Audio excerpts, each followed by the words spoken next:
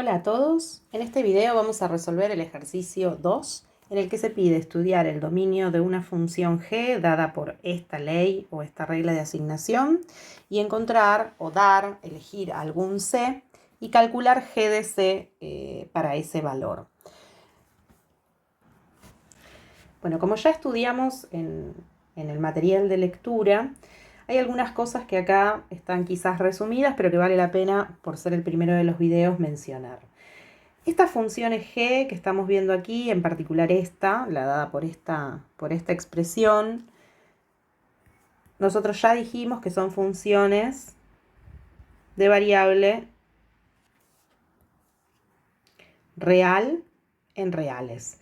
O sea que la función g es una función que asigna elementos de R en R.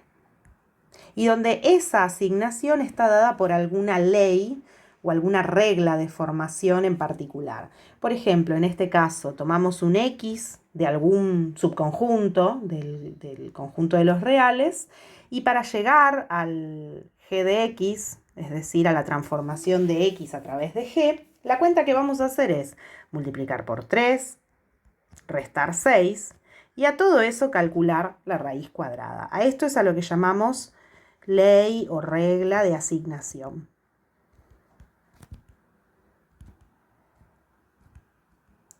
En general, a estos conjuntos los llamamos conjunto de partida y conjunto de llegada. Y en particular, hemos definido que el dominio de una función son todos los x's que yo puedo transformar a través de la ley g por esta asignación, ¿no? La dada por esta expresión. Entonces, otra cosa que también solemos mencionar de manera resumida en relación con el dominio es que muchas veces vamos a llamar dominio natural al máximo conjunto o subconjunto de R, de manera tal que esta ley de formación esté bien definida. Es decir, observemos que aquí tenemos una raíz cuadrada, ¿no? En principio uno podría pensar que el dominio de esta función es todo este conjunto, el conjunto de los reales. El problema es que nosotros ya sabemos que la raíz cuadrada de una cierta cantidad, de una cantidad indeterminada, como esta, 3x menos 6, no está definida para todos los reales, sino para aquellos que cumplan que este argumento sea positivo o a lo sumo 0. Entonces, es probable que no podamos considerar todo el conjunto de los reales, sino quizás algún subconjunto de este como dominio natural. ¿Por qué? Porque habrá x's que cuando hagamos esta cuenta, 3x menos 6, no resulten mayores o iguales a 0, sino, por ejemplo, negativos. A esos no los vamos a poder contemplar en el dominio de la función g. Entonces, dicho esto, en esta consigna lo que pedimos es encontrar el dominio natural de g, es decir, el máximo subconjunto de los reales, de forma tal que esta ley tenga sentido. Y recordando que g es una función que va de R en R. Bueno, hacia eso vamos. Un poco ya escribimos recién la condición que tienen que cumplir, ¿no? Cuando buscamos el dominio o dominio natural, lo que queremos ver es que no se viole ninguna de las leyes que definen a G. ¿Y quiénes son las leyes que definen a G? Bueno, fíjense que tenemos que multiplicar. En este caso tenemos multiplicación, o sea, un producto, tenemos una resta y tenemos una raíz cuadrada. Ya sabemos que el producto y la multiplicación y la resta está bien definida en el conjunto de los reales sin problemas, o sea que estas dos leyes que contienen la expresión de g no van a traernos inconvenientes. El problema, desde luego, va a estar en la raíz porque es una raíz de índice par, esto es una raíz cuadrada. Bueno, ¿qué es lo que tenemos que hacer cuando detectamos una operación con problemas? Justamente explicitar cuáles son las restricciones que tiene esa operación. Es decir, qué valores de R no pueden ser contemplados para que esa operación esté bien definida. ¿Cuáles son las restricciones en este caso? Bueno, como es una raíz de índice par, ya sabemos que el argumento tiene que ser positivo o a lo sumo 0. Esa es la condición que vamos a tener que exigir. Entonces, para el dominio natural de esta función, vamos a tener que pedir que el argumento de esa raíz sea positivo o a lo sumo 0. Es decir, queremos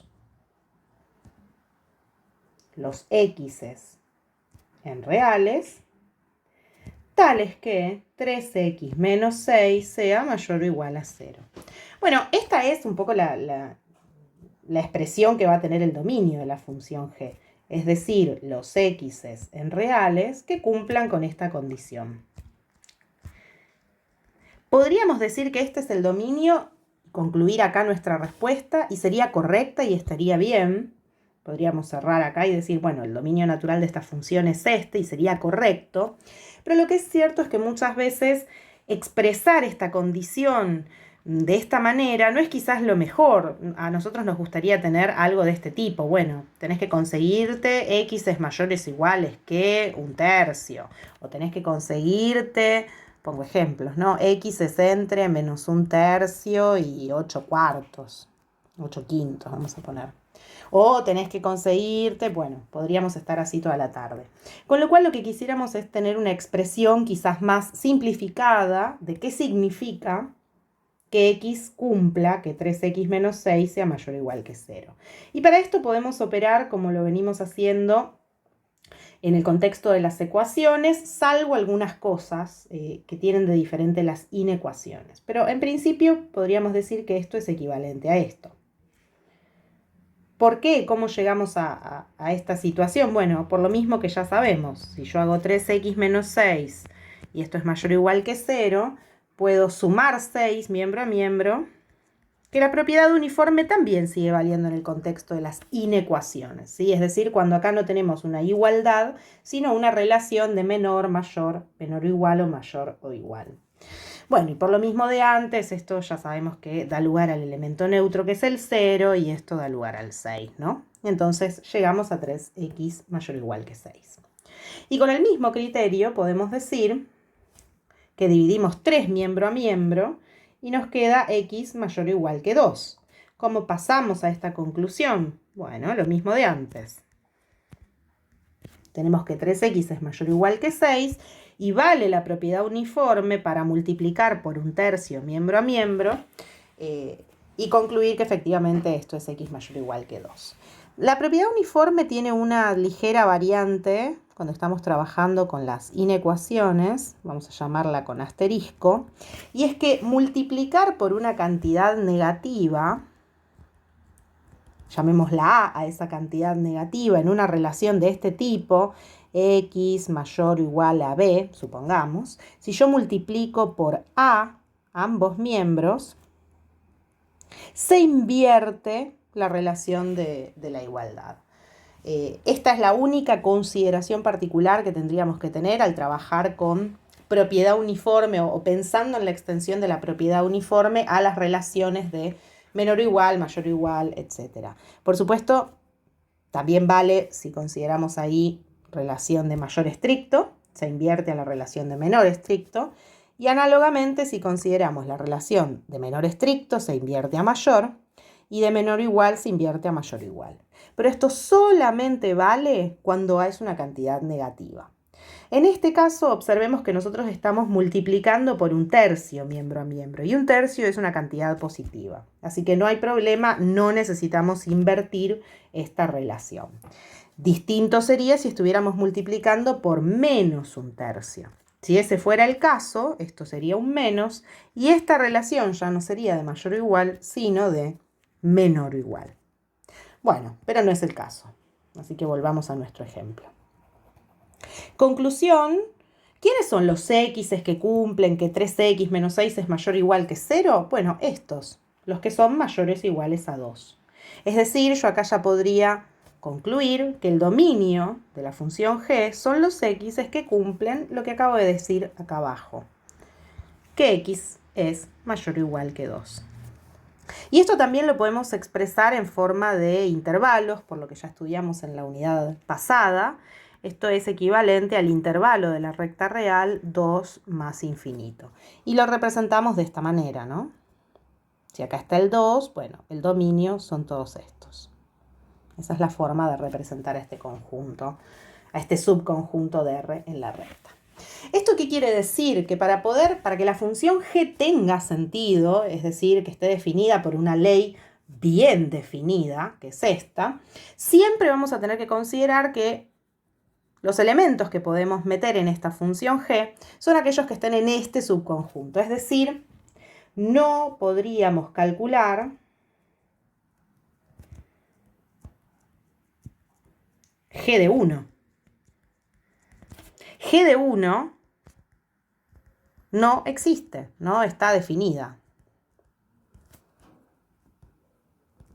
Y esto es lógico porque fíjense que si yo quisiera calcular g de 1, lo que tendría que hacer es calcular la raíz de 3 menos 6, ¿no? 3 por 1, 3 menos 6. Y esto sería la raíz de menos 3, y ya sabemos que la raíz de menos 3 no es algo que esté definido en el conjunto de los reales. Entonces, no tendría sentido mirar la función en 1.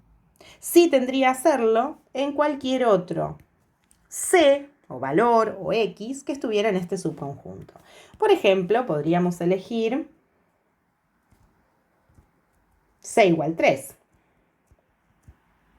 ¿Y por qué c igual 3? Porque c igual 3 pertenece al dominio de g. Entonces podríamos ver qué le pasa, o cuánto vale, o cómo se transforma el c a través de g, haciendo la cuenta asociada. ¿Quién es g de c?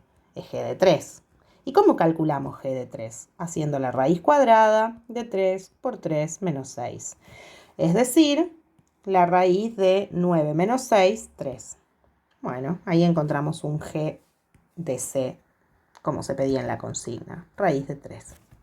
¿Podríamos haber elegido otro? Por supuesto, podríamos haber elegido el 42. ¿Y cuánto daría g de 42? Bueno, habría que hacer la cuenta. Pero la cuenta es la misma de antes. Es la raíz cuadrada de 3 por 42 menos 6. Bueno, raíz cuadrada de 120, creo que nos quedaría. Y así podríamos seguir probando con diferentes valores de c e ir probando qué ocurre con sus imágenes, ¿sí? Las imágenes de esos valores a través de la función g. Entonces, del conjunto de partida, que era todo el conjunto de los números reales, nosotros en realidad vamos a tener que considerar un subconjunto más pequeño, que es aquel formado por el intervalo de 2 a más infinito. Ese es el dominio de la función g, y a cada uno de los elementos de acá asignamos, a través de esa ley de formación, elementos en el conjunto de llegada que es R. En principio, recordemos que la imagen de una función va a estar incluida en ese conjunto de llegada o podrá ser igual a ese conjunto. Bueno, acá todavía no sabemos si es que vamos a parar a todo R una vez que transformamos estos elementitos. Cuando transformamos estos elementitos no sabemos si vamos a parar a todo R, es decir, si efectivamente llegamos a todos los elementos de R, o quizás algún subconjunto menor que quizás sea la imagen. Podría ser más razonable imaginarnos un escenario como este, ¿no? Bueno, quizás la imagen es una porción más pequeñita de. En principio, por ahora no tenemos elementos para decidirlo o para saberlo. Para algunas funciones sí lo vamos a poder hacer un poquito más adelante.